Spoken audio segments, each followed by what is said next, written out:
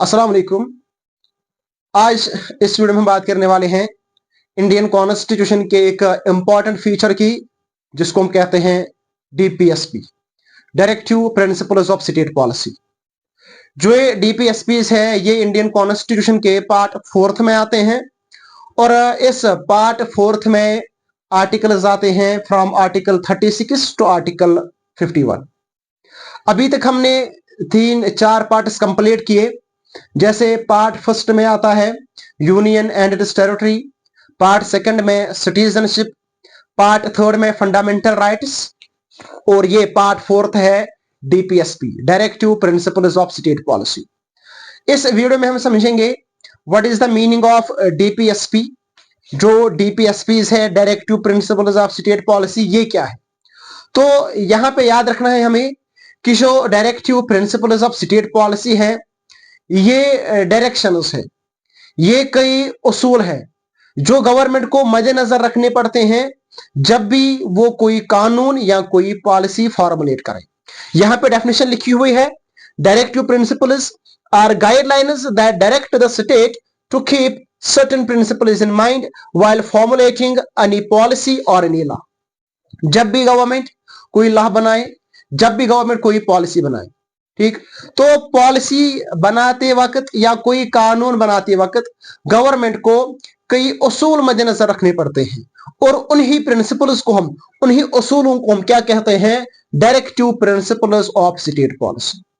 ठीक, तो याद रखिए यहां पे हमने समझना है कि कौन कौन से डायरेक्टिव प्रिंसिपल्स हैं और उन डायरेक्टिव प्रिंसिपल्स के फीचर्स क्या है, प्रोविजंस क्या है। जो ये डीपीएसपी है, जो directive principles of state policy है, उनका मकसद क्या है?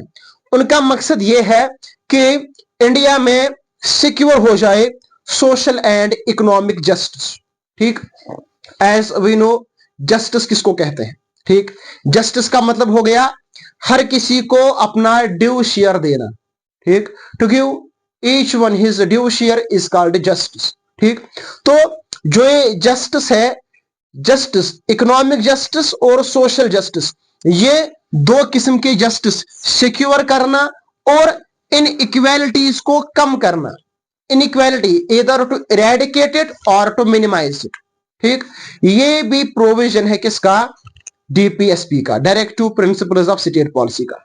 उसके बाद जो ये directive principles of state policy है, और एक चीज मद्देनजर, ये कई उसूल है जो गवर्नमेंट को मद्देनजर रखने पड़ते हैं।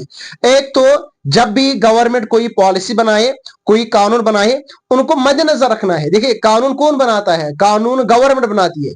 गवर्नमेंट का कौन सा ऑर्गन कानून बनाता है? लेजिस्लेचर। ठीक, तो जो भी मेंबर्स ऑफ लेजिस्लेचर है, चाहे वो लोकसभा की मेंबर्स हो, चाहे वो राज्यसभा की मेंबर्स हो, चाहे वो विधानसभा के मेंबर्स हो या विधान परिषद के मेंबर्स हो, जब भी वो कोई पॉलिसी बनाए, कोई कानून बनाए, तो उनको ये गाइडलाइंस मद्देनजर रखनी पड़ती है। गाइडलाइंस कौन सी है? उनको मद्देनजर रखना पड़ता है कि अगर हम कोई कानून बनाए, क्या इससे लोगों का इकोनॉमिक या सोशल जस्टिस खत्म मत हो रहा है? क्या इससे इनइक्वालिटी प्रमोट मत हो रही है? तो इन चीजों का ख्याल रखना पड़ता है गवर्नमेंट को जब भी वो कोई कानून बनाए। ठीक, उसके साथ साथ provide right to work and education. जब भी गवर्नमेंट कोई कानून बनाए, उनको मद्देनजर रखना पड़ता है, उनको ये कीप इन माइंड रखना है कि जो भी लोग हैं, क्या उनको राइट टू वर्क मिल रहा है? क्या उनको काम करने का हक मिल रहा है? क्या उनको प्रॉपर वेजेस, जितना उन्होंने काम किया, क्या उनको उसके वेजेस मिल रहे हैं? और उसके साथ साथ क्या उनको राइट टू एजुकेशन जो है वो मिल रहा है?